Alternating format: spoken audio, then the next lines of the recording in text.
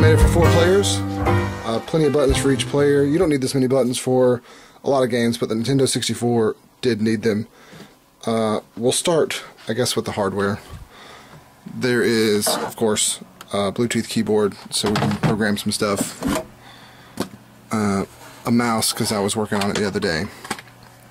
A little fan to keep it cool. Subwoofer. We do have an HDMI out. We took all the sides off the computer so it would stay cool. Ran a power button to the outside.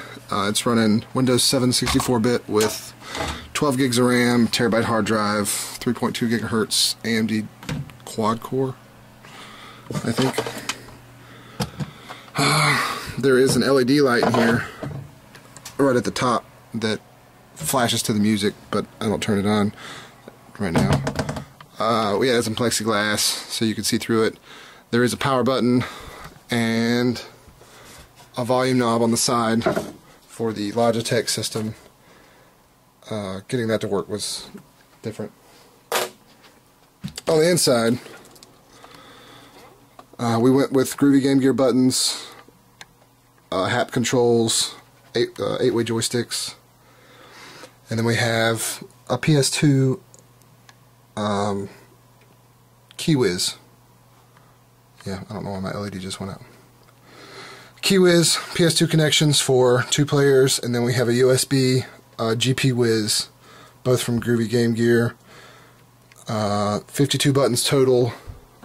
As you can see, they're all wired up. There is a main ground that goes through every button, and then a power that goes to each button.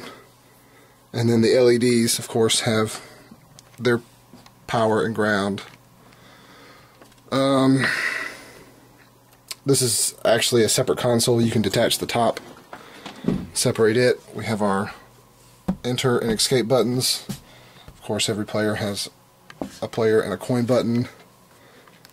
And then we made the outside coated it with aluminum corners for durability and look. I really like the way it looks. And we have a little step bar. I don't know if we can see the back, but we vented it and put an HDMI port. Let's turn this bad Mama Jam on. Power button. Power. And it powers up. So it takes it a second. So we'll be back. Alright, upon power up, you can see my LED buttons. They do light up. I would love to have the money to put LEDs on all the buttons, but they're expensive. Expensive buttons.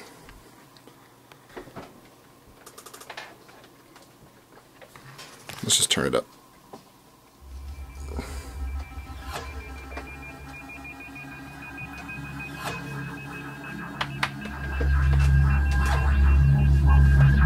Hyperspin. Maybe you'll realize that this is a pretty slick setup. The default system is MAME, multi-arcade machine emulator if you can't read. I have a MAME, Atari, Nintendo, the Super Nintendo, 64, the PlayStation. Oh. Alright, Game Boy. Game Boy Color. Game Boy Advance. Sega Master System. Sega Genesis. Sega CD. Sega 32X. And the Sega Model 2, which is another arcade emulator. I won't go through all the games, but I will show you the normal setup.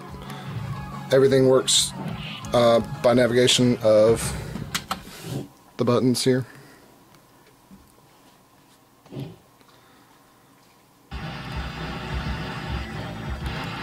What are you doing, camera?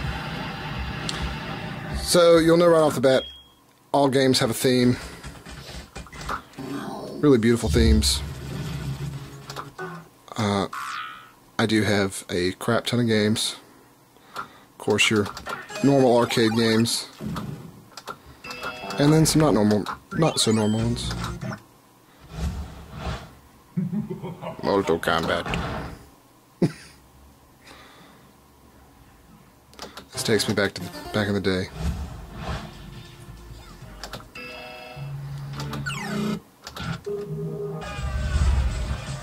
And if you want to launch a game, just find the game you want. Hit this button here.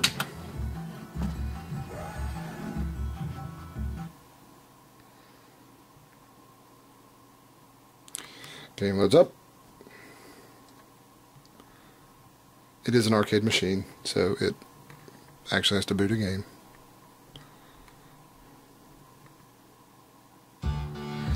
Hit your coin button. Let's just add some coins. Oh, you can only put in 9. That's gay. Pick your player.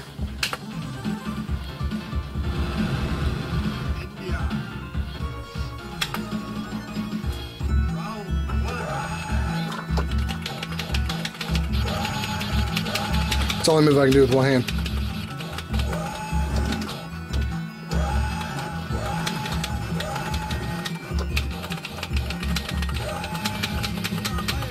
Oh. Anyway, then you just go back out. And you can pick another one. Simpsons arcade game. And I have a lot more systems that I could have put on here, but for ease of use and playability, I put the most fun ones. Oh yeah, let's play that one.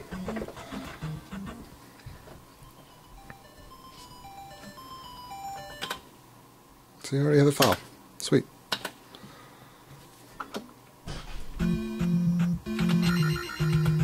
Oh, just like normal. But that's it.